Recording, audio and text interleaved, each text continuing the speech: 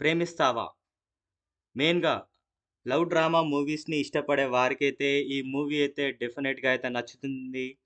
2 hours 30 minutes run టైమ్‌తో ఈ movie చూసాక నాకైతే యావరేజ్ అని అనిపించింది.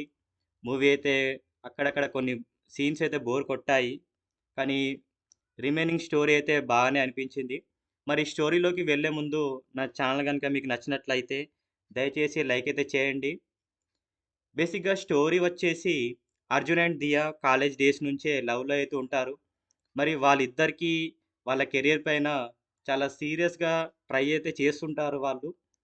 ఆ విషయంలో కొన్ని గొడవలు జరగడం వల్ల వాళ్ళిద్దరూ విడిపోతారు. తర్వాత దియాకి పోర్చుగల్‌లో జాబ్ అయితే వస్తుంది. తర్వాత తను పోర్చుగల్ అయితే వెళ్ళిపోతుంది.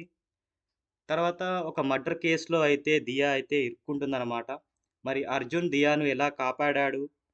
అసలు మర్డర్ చేసిందెవరు? అనేదే రిమైనింగ్ స్టోరీ. మరి ప్లస్ పాయింట్ చూస్తే ఆకాష్ మురళి అండ్ అదితి శంకర్ లవ్ స్టోరీనైతే చాలా బాగా చూపించారు ఈ మూవీలో. కొన్ని సీన్స్ అయితే చాలా అట్రాక్టివ్‌గా ఉంటాయి.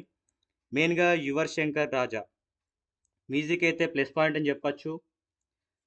అలాగే మైనస్ పాయింట్ చూస్తే మెయిన్‌గా సెకండ్ హాఫ్‌లో అయితే కొంచెం కొన్ని సీన్స్ అయితే బోర్ కొడతాయి.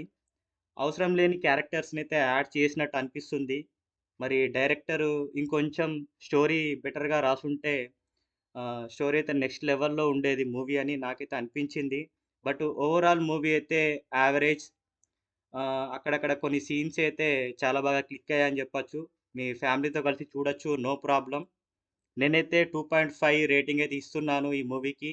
మరి మీకు ఈ మూవీ ఎలా అనిపించిందో నాకైతే కామెంట్ బాక్స్‌లో తెలియజేయండి. మళ్ళీ నెక్స్ట్ రివ్యూలో కలుద్దాం. Thank you.